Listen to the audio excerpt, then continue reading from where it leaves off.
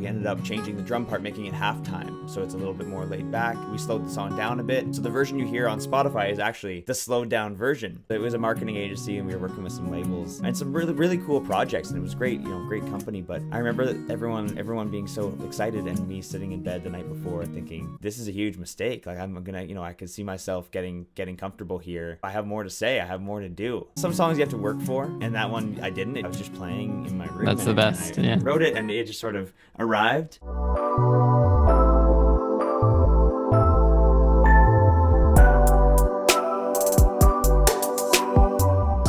He's a Toronto-based troubadour. He just released the acoustic version for his song Little Bit Lonely, and you may know him from the song This Distance. John Muirhead, welcome to the podcast. How are you doing today? I'm good, thanks. How you doing? I'm good. Excited to have you on, hear more about your music, everything like that. Yeah, thanks so much for having me. Let's get into it. Awesome.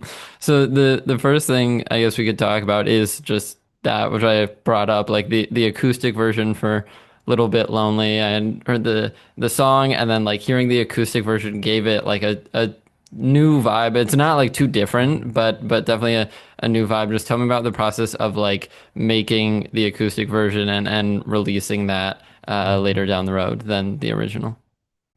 Yeah, that's a great question. I will start by talking about my process of recording the original version of Little Bit Lonely. So Yeah. I wrote that song. That was the first song I brought to Ryan Worsley, who's producing my album that I'm working on currently. And when I was playing it, the first iterations of it, we played some festivals with the band and played some gigs, and it was more energetic. It was more in my head. It was an anthemic song, especially in that chorus. It was a little bit faster, a little more upbeat. And taking that apart and deconstructing it in the studio was a full experience for me in communicating what I want through the music that I make. So we ended up actually changing the drum part, making it halftime, so it's a little bit more laid back. It's we slowed the song down a bit. So the version you hear on Spotify is actually the slowed down version. Then I ended up booking some shows with my friend Clayton, and we do a duo show that's a little bit more acoustic, a little bit more storytelling. We're playing some listening rooms, some seated venues, and we started playing Little Bit Lonely a little bit slower than even the original or the version that's on streaming services right now. And I realized that we could take it further. We could make it even more lonely. Kind of feel. I was trying to sort of capture the essence in that recording of albums like "For Emma Forever Ago" by Bon Iver, where it feels warm and comforting, but there's also this melancholy that exists. And I think "Little Bit Lonely" is the perfect song to sort of create that feeling with. So we did the full double tracked vocals. So there's two of me singing, which is totally very Bon Iver of that era. Just kind of tried to think about feeling over anything else, and make something that really felt the way I felt when I wrote the song, which was melancholy and lonely. Yeah. Yeah, that's awesome. And so you mentioned like working on a new album there. What when you're in this process of like working on an album, what signs do you look for like, okay, maybe this goes on the album, this can be a single, and like how do songs kind of make the cut for an album? Yeah, it's always different. I mean, there's certain songs that you just feel like when you I've been writing a ton, and I've been collaborating way more than ever. I was just in Nashville doing a bunch of songwriting. Yeah. I've been doing a lot over Zoom with some great writers and some writers here in Toronto, and also writing a ton on my own. So I've got a lot to choose from for this record. And that's kind of a new thing. I think previously my experience was write a bunch of songs as I felt, and then the ones that were good or the ones that felt were worth sharing and worth recording would sort of bubble to the top. It was like, those are the ones when I'm making a set list for a live stream or a concert. Oh, I was like, I really want to play that one. And then I'll play it, and then maybe it'll feel really good in front of the audience, or it'll feel really bad. And I'll be like, you know what? Maybe I was a little off. Maybe that one needs some more work. With this one, I feel you just begin to develop your taste as an artist, and you start to develop your sensibilities as to which songs not only are worth recording and feel good, but also which songs fit the project and which songs feel like me. Sometimes I'll write a great song, but it just doesn't feel like it exists in this world of the the John Muirhead solo project. So Yeah. maybe I'll tuck it away for something later. But it's That's a long-winded way to say it's all about learning your own taste as an artist, and I feel more and more confident with that every day as I work on my second album. But also it seems like a lot like feeling, like you mentioned in there, and also with a little bit lonely, it seems like just feeling and emotion is a big part of like your creative process. Absolutely, yeah. I mean, if I don't feel it, it's not worth playing. I think the songs that inspired me to start what I'm doing, have so much depth to them and so much feeling, and they really strike me, right in the heart. So I want to make sure that my songs give me that feeling too. Um, Hmm. so yeah, trusting your gut. Bottom line, your gut always knows which songs are worth recording. Yeah, that's awesome. And so all this like co-writing, all these sessions going to Nashville, is this working on the John Muirhead solo project, or are you just kind of writing to write and like, if a song ends up being better suited for someone else or something else, then you're open to that. Like, what's the goal with all this? Just like getting reps in, or really focusing on this album? It's been a little bit of both. So there's definitely been some sessions where I'll bring in an idea and say, I really want to sort of fill this gap on the album, and maybe we don't accomplish that. Maybe that idea goes nowhere. We finish a song and it just exists as this song that we wrote as a creative exercise to flex the muscle.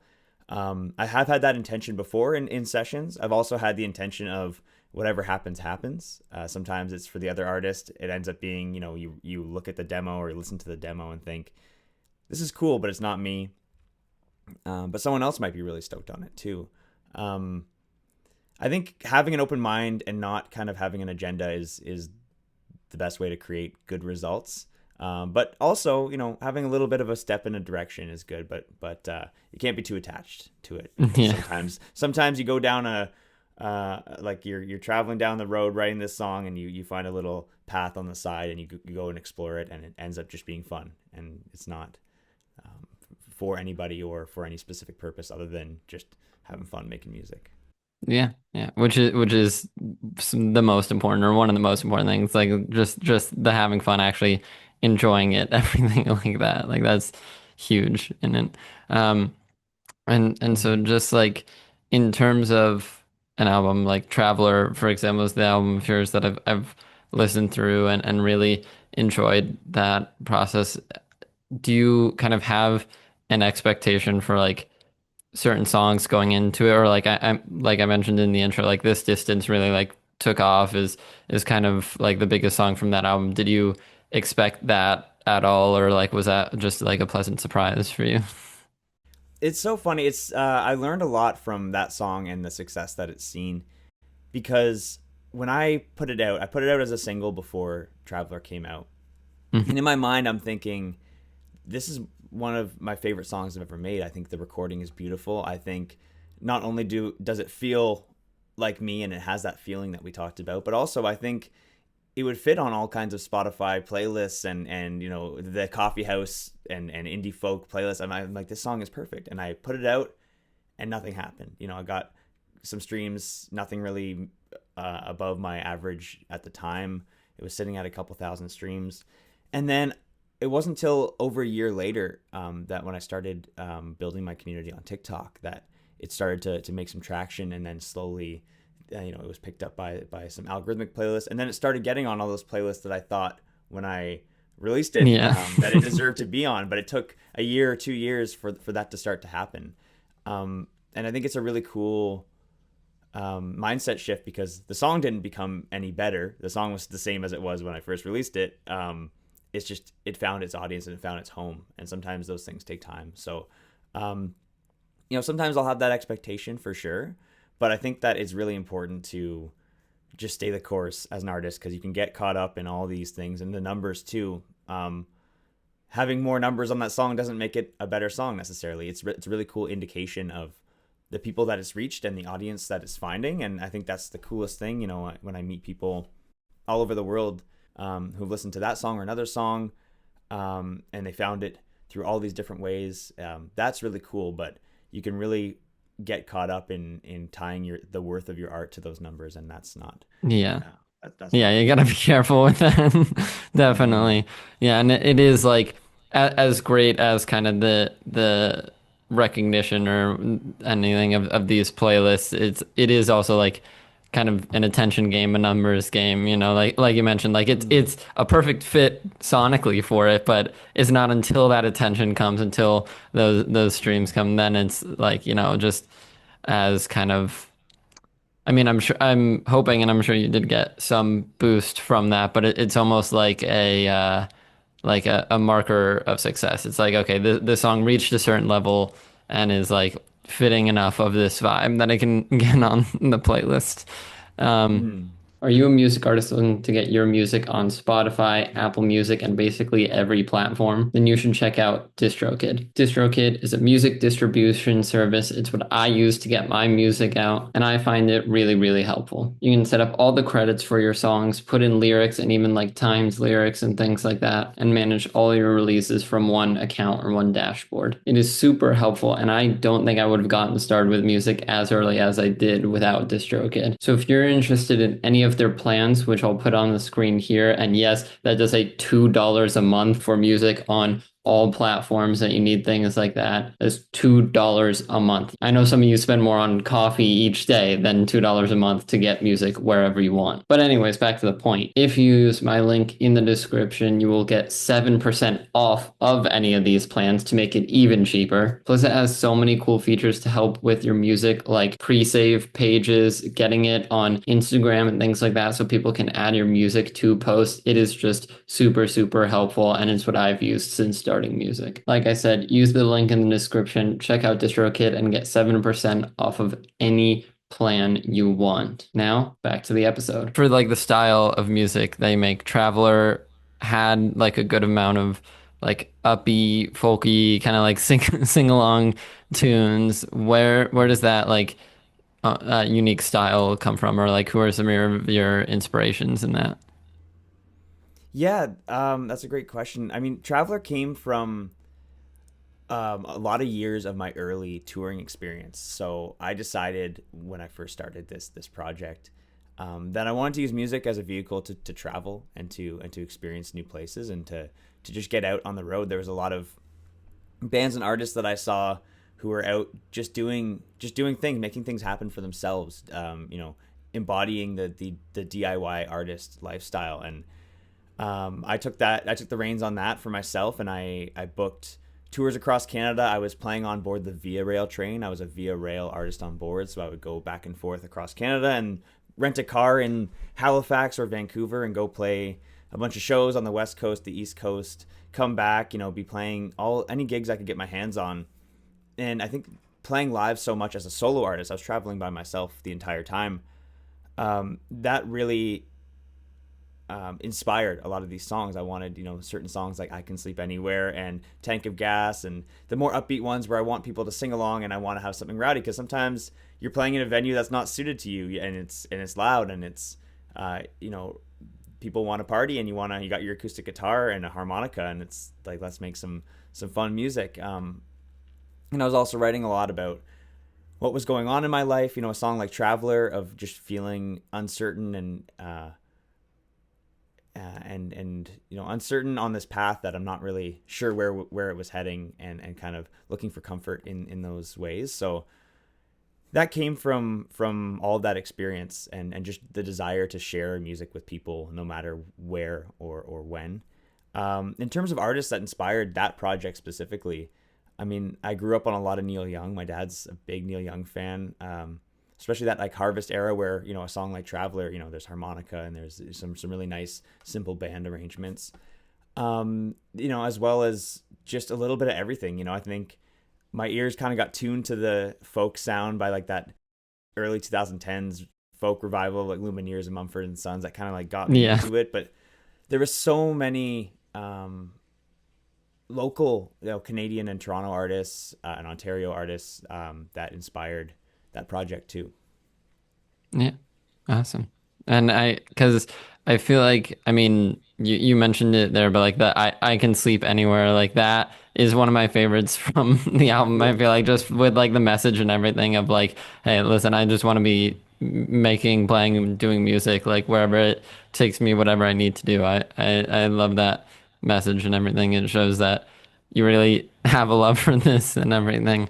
Um, but just in terms of like, I mean, let's talk like the local scene. Being in Toronto, I feel like I've learned a lot more about it as a music city recently in the past couple of years, but like I don't really know about like how it's been historically, if it's like more of a like newcomer of a music scene. Like you have places like LA, New York, Nashville that are like, have long histories. Just what is it like kind of starting a career, building up your career in Toronto, which is like I feel like now a pretty sizable music city, but maybe historically doesn't have that repertoire behind it. Yeah. So I started my music journey in London, Ontario, which is about a 2 hour drive southwest Okay. of Toronto, and it was a cool city because there was two, it was very small, and two university colleges that both had music programs. So I met a lot of people that I still interact with today on like the business side of music, and my friend Trevor, who plays my band, we met in London, studying music out there. And I was hitting up the open mic scene all the time. I was taking anything I could get, playing gigs on campus, and that was really the start. And that gave me a bit of a base when I moved to Toronto. Some people that I knew from that area, and just from, I would take like a Greyhound bus to Toronto to go play a terrible gig at like some dive bar. But just because I wanted to be part of the Toronto scene, that was always the idea, and that was always the goal. Toronto has a really cool music scene. There's a lot of people, and there's a lot of diversity in the music that comes through. We've got a great hip hop scene and a great pop scene. We've got a great jazz and R&B scene. So you can find any kind of music that you want at any time. And I think that's been really inspiring for me as an artist. And the community is great. I mean, I think you have to dig a little bit. It's not somewhere like Nashville or New York or LA where it seems everyone is pursuing something creative, and or at least those communities are a bit more in the open. Toronto, I felt in my experience, I had to dig in a little bit deeper. But once you find some pockets of people, it turns out everyone is like at the minimum separated by 1 degree separation. If you don't know them, you know someone who knows them. So it's been really cool, and to feel the support of the city too. Um, my biggest headline shows have been in Toronto. I feel very supported by the people here, and I love it. I think the summers here are amazing, and the winters are difficult, and it's I think that kind of allows us to appreciate some good live music, whether it's in the summer enjoying an outdoor show or something like that, or in the winter just braving the cold and being in a room full of people. It's pretty awesome. Yeah. I feel like you that kind of helps you enjoy both sides of it, Like I Yeah. love Los Angeles, but it's like almost the same weather, 3 seasons out of the year, and then summer is just Mm. the same but even hotter. And it's Gotcha. like Yeah. Hmm. Cool. Nice. Yeah. just like in terms of songwriting, because we've been talking about like storytelling, everything, and it seems like the actual like lyrical side of songs are a big thing for you. I loved when I was trying to like learn more about you. I went to your website and saw like the lyrics page with like all the lyrics for everything. How much of an emphasis do you put on like lyrics or like songwriting when coming up with new songs? For me, it's pretty much the most important thing. Hmm. I mean, when I first started playing, there were bands that were just incredibly lyrical, and lyrics were the first and foremost thing that I noticed. There's a band called the Weaker Thans that really inspired me to take my songwriting more seriously, because their songs were just incredibly poetic and very wordy too. And I found I just could dive into that world forever and re-listen to those songs and try to understand what they mean, and just the beauty of the words really were shining. So as someone who was starting, who didn't grow up as a singer, kind of learned to sing as a vehicle for my songs, that was really inspiring to me. And now even to this day, the music I listen to is very much lyrically driven. And the sort of melodic and hooky elements of my music have sort of been starting to sort of catch up with that, at least ideally. Nowadays it's kind of a mix of both, and the melody and the hooks are sort of in certain songs kind of matching that focus of lyrics. I've got to tell a good story, and I got to tell a story that's true to my heart. But I love pop music, and I love making songs that are catchy and fun to sing along, especially when I'm thinking about the audience live. But lyrics usually are like, I can't tolerate a lyric that makes me cringe or something like that, or Yeah. or a lyric that doesn't make sense. Some writers are like, the melody's got to come first, and we got to make sure that that's great. And if it doesn't make sense, that's okay. But for me, especially given the genre that I'm in and the genre that I like, which is folk music and indie folk and modern folk music, I think I can't make compromises on lyrics. So it is very important to me. Yeah, yeah, I'm sure. Because you mentioned they're like getting better at singing for to start making your own music or help propel this music. I'm into music production. I'm in school for that. I want to like work in the music industry as a producer, and partly because I love production and I love the music side of everything, and also I know that I don't have a singing voice. What tips or advice would you have to just like work on a singing voice, even just for like baseline demos, any kind of like little improvements here and then there? Yeah, that's definitely something that has been a journey for the last 10 years for me, is working on my vocals, because again, singing started for me as a vehicle to share the songs I was writing. And I'd say everyone has a singing voice for sure. That's one thing I've learned. Everyone is capable. It takes a lot of like hard work and practice. I think investing in a vocal coach, even just to get started, is a huge deal. I think there's so many resources for free and friends and online, but getting a dedicated vocal coach who's going to tell it like it is, and be able to sort of diagnose problems that you might be having, whether it's like your breathing or your tone or your placement or anything like that. That's been a huge help for me. To this day, I still work with vocal coaches, and I'm always trying to improve that. And just like explore. Like, I think a lot of times musicians, especially musicians who started on instruments or production, and then are coming to singing later, like myself, it's easy to get wrapped up in a sort of perfectionist mindset, or to be thinking so much about your pitch and your tone, and kind of how it's sounding, and you're already listening with a more critical ear.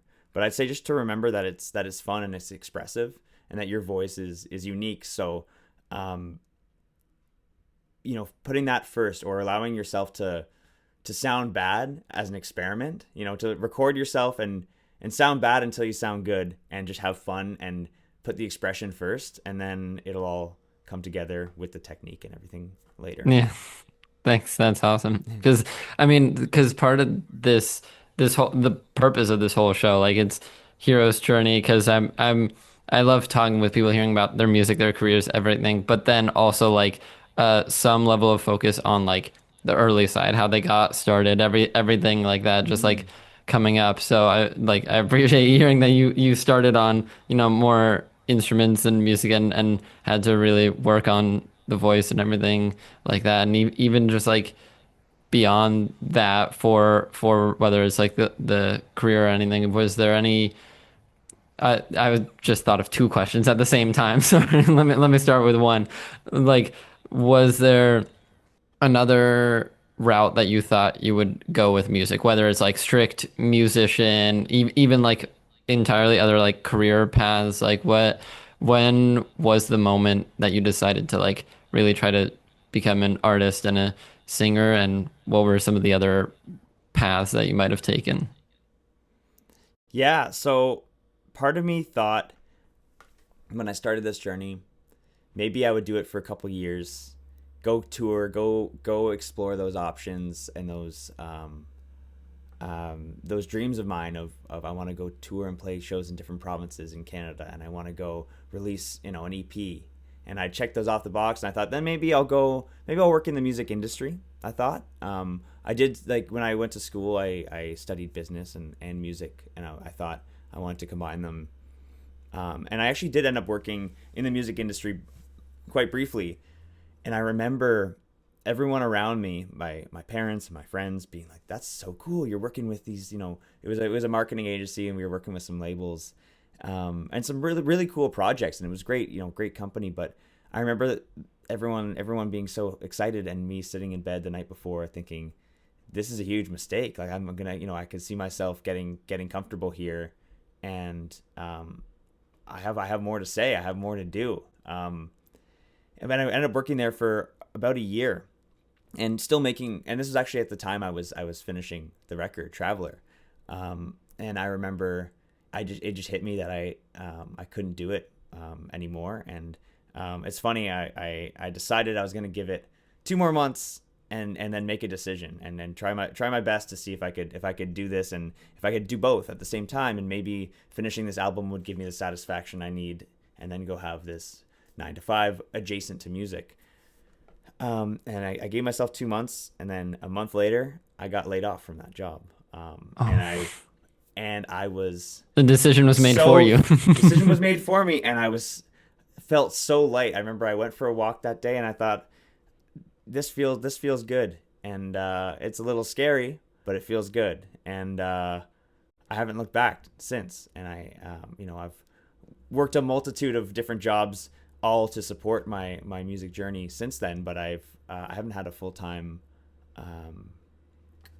quote unquote career job since that happened back in 2021. Yeah. It might be scary, but I think if you're laid off from a job and you feel light and you say, and you're happier, then it's probably a good thing that you're not in that job anymore. I remember sitting on the couch, and I had this big smile on my face, and my roommate at the time came downstairs, and he said, "What are you smiling about?" I said, "I just got laid off from my job." And he's like, "That's the strangest reaction I've ever seen." Yeah. Yeah. And so, because it seems like, I mean, even right there, like keeping that positive vibe, that like motivation to keep going, whether it's through that, the like trying to improve your singing voice. Has there ever been a moment that like made you really question, like, okay, do I go all into the industry? Do I like take a break from my own music, anything like that? Or have you like stuck with it knowing and just like tried to make it happen? I have had many difficult opportunities where I feel like, or experiences rather, and difficult experiences where I felt like my ambition to do this has felt like a curse in a way, whether that's missing family things, or relationships falling apart, or feeling like the work and the dream is endlessly far away, and I feel so like everything is uphill forever. Yeah. But at the same time, I've never questioned since then that this is the path I'm on, because there's so many signs and so many doors that have opened. Whether it's meeting somebody at a show who's driven a far way to come, or someone who knows every word of every song, or tattoos of my lyrics on people that I've never met. It's like those things, and just the community too, and meeting people who've been involved and invested in what I do for years now. It's because of that, I don't think there's a question at all of where the path is. The path feels clear, although it's difficult. It feels clear. Yeah, that's great. The personal connection side of it and everything, because that's so important, and how you keep growing fans and how the fans feel connected to you and everything. So I think it's great that you have that, and great that it's so important to you as well as them. Hey heroes, sorry to interrupt that podcast episode, which I hope you are enjoying, but I wanted to tell you about my clothing line, Quest Clothing. Ever since I started really pursuing YouTube and music and all these creative things that I do, I've dreamed about starting this clothing line specifically. I had the name, I had the idea like for years before I started it, and now it's finally here. You can wear clothes like this. I have sweatshirts available, t-shirts, even clothing for like my music with cover arts and lyrics and things like that. It's all super, super cool. And right now is the best way for you guys to support me across everything I do. So be sure to check out the Quest Clothing web store with the link in the description and follow at Shop Quest Clothing on Instagram for updates about collections, discounts, things like that. Anyways, I don't want this self-sponsorship to take too long, so let's get back to the episode. We've talked about like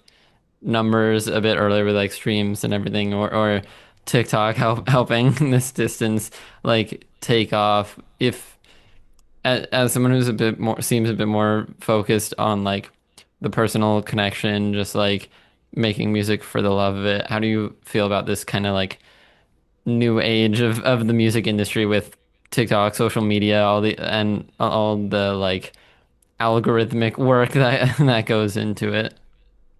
It's a double-edged sword. I mean, I think I owe social media everything for my career right now. That's the way I've grown my audience. That's the way to grow an audience in today's day and age. And there's so many positives. I mean, I've booked amazing shows from as a result of social media. I've interacted with people who would have otherwise never heard of me, and now they are people who have come to 5, 6, 7 shows of mine, or have been a part of my journey and supported my endeavors in various ways, and some and many that I would consider actual friends, that I'll have cherished memories, and I've even stayed with people on tour that I've been involved in the community online.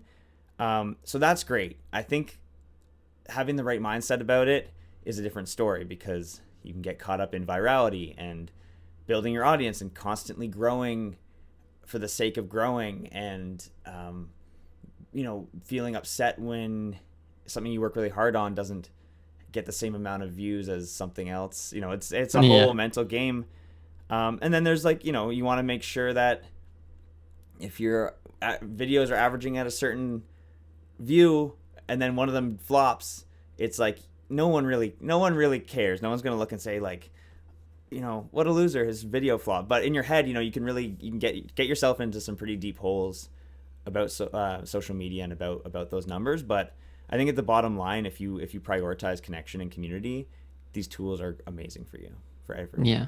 Yeah. And I think it's important for like absolutely anyone to not get caught up in the numbers, because it's like you said, no one's gonna like keep track of the flops or anything. It's especially not more than yourself or the person posting it. Everyone else knows you as like, maybe if you have like a regular like series or regular thing you do, they'll know you from that, and whatever like super viral famous videos you get. But then all you're looking at is like the flops, the ones that didn't do that, and it's like Yeah, you just gotta kind of move past those or ignore those. totally. Yeah, it's and learn from them too, and just keep moving forward. And yeah, and if people are keeping track of all that stuff, like that's on them, and Yeah. that seems like a lot of work for no reward for them. So yeah, so it's all good. It's all good. Yeah. Yeah. And so I'm really interested, like I said, with your lyrics and songwriting and everything. And so because this is like a story I've heard with a couple artists and bands I've had on, and just as someone who strikes me as a bit more lyric focused, I'd love to know, like, do you have a song that like you were writing maybe with a story in mind, a message in mind, and like has kind of developed into a new meaning over time, or just like being attached to new experiences? That's a really good question. Let me think on that for a second. Yeah, and it's a very abstract question, so there's no need to like have an answer or have it be the case. But Um, I think for me, there's a song on Traveler called "The Space Between Stars," and that song was one of the earliest ones that I wrote that I'm like, this is a good song. Like I remember I wrote it in my dorm room in university, and I kind of looked at the lyrics and I'm like, this is really cool. And it kind of some songs you have to work for, and that one I didn't. It just kind of, I was just playing in my room, That's the best. and I Yeah. wrote it, and it just sort of arrived. And I feel like I don't play it as much in the sets these days, but I played it for at every show for years and years, and I think it's a little bit more abstract, and I kind of have a sense of what I was trying to say, but I felt like it took me to a different place all the time. I found myself thinking about different people as I played it. As time went on, I found it attaching it to different memories, and kind of like it's sort of shifted, and it still feels abstract. I felt like I was still, for like years and years, I recorded it on my first EP, and I re-recorded it for Traveler, and even just the process of re-recording something and the process of playing it in different contexts, from like my earliest shows to, my, sold out album release back then when Traveler came out. And that one's felt like it's just been like kind of moving along beside me in my journey. And it's a cool one that it feels very pure to the reason that I started doing this. And Yeah. maybe one day I'll be able to figure it out fully, but it feels like a really good companion to me, that song. Yeah.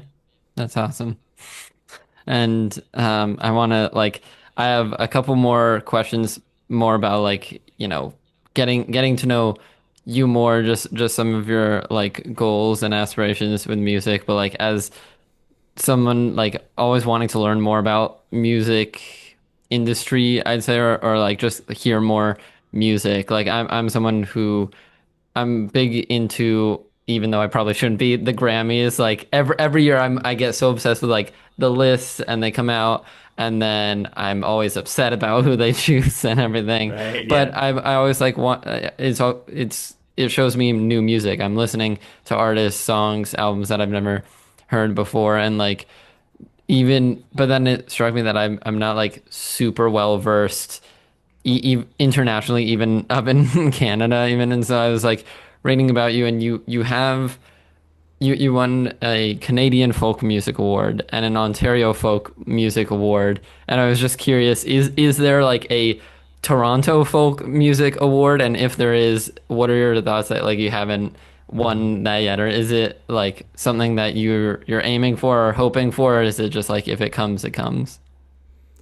Yeah. To be clear, those were both nominations. So Got it. cross my Sorry. fingers for a win one Yeah, for day. winning, but Yeah. And I think Toronto has the Toronto Independent Music Awards, and I know there's like all kinds of things for like our like Canadian Music Week, and there's the Junos as well. The Junos is like the Canadian yeah. Grammys. That would be a really cool. That would be a really cool thing to get a Juno or a Juno nomination, because I grew up watching the Junos on TV every year, and that would be, something on the musical bucket list for sure. But I think those awards are akin to the relationship with social media and numbers. It's great to get recognition. It's so awesome, in a career sense too, to be able to go to a venue or an opportunity and say, oh, I was nominated for a Canadian Folk Music Award, gives some legitimacy to my project, which, it doesn't make my music any better than it was before, but Yeah. it is nice to have that. It's not something that I really think about at all in the creation of the music, or something that I necessarily aspire to, in the sense of this.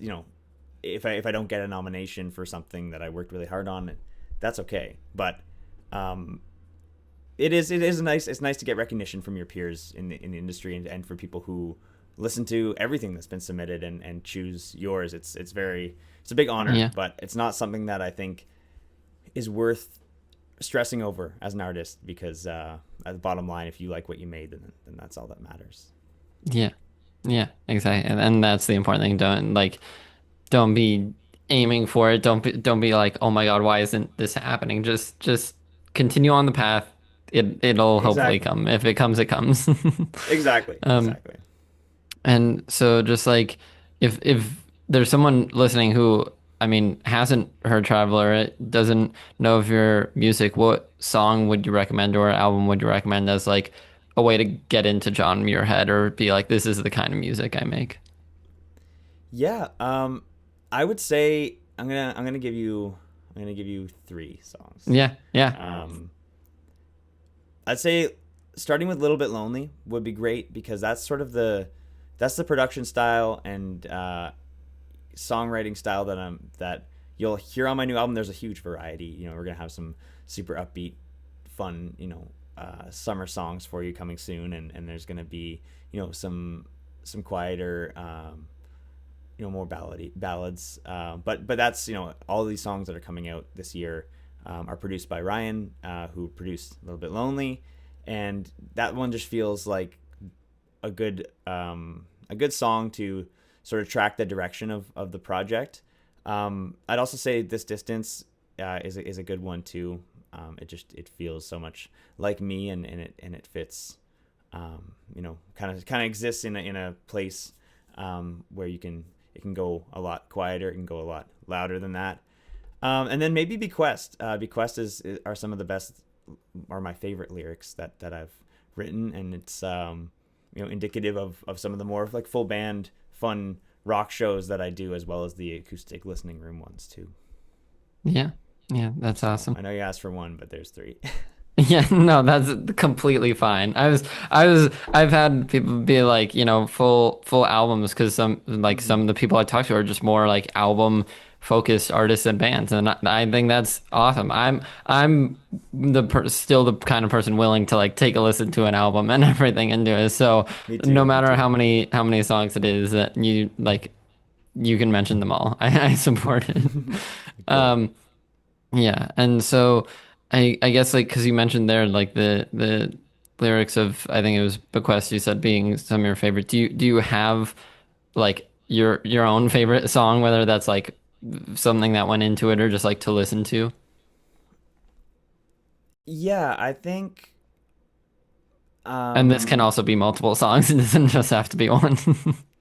yeah, I think Two Shots is a song that means a lot to me. It came from, partly inspired by this tradition I have with my dad, where when I graduated high school, he pulled out this bottle of his finest scotch, and he said, "This is gonna be our bottle, and we're gonna take a drink from this every time there's a major life moment. We're gonna mark it on the bottle, and it's gonna be our tradition." And um, that's been a long-standing tradition in my life. When I released Traveler, we had a drink. When I played Massey Hall for the first time, we took a drink, and that's been amazing. And then on the flip side of that, my cousin Jay, he passed away, and I wrote that song for him and for my dad, because my dad said, when we were talking about these big things in life, he said one day you're gonna have to take two shots from that bottle when I'm gone, one for you and one for me. And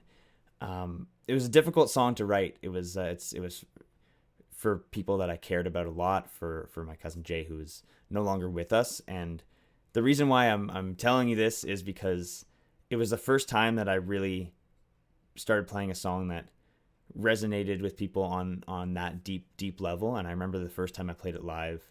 Um, it was at the Free Times Cafe in Toronto, which is a tiny little room.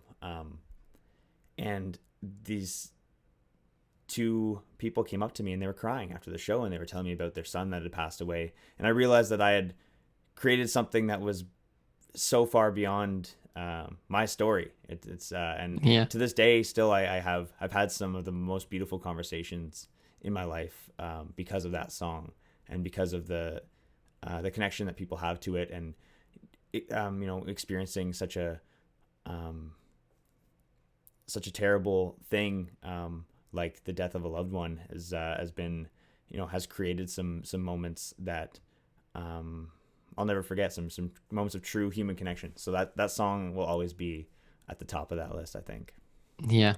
Yeah, no, that's awesome. It's like, and especially just like when writing is about something, even I mean, first off, like what an amazing, like beautiful tradition you had there with the shots and everything. But just even beyond that, like I think it shows even when you're trying to write about the most like what feels like specific, like unique to you experience, it's gonna in some way be relatable to other people and helps them.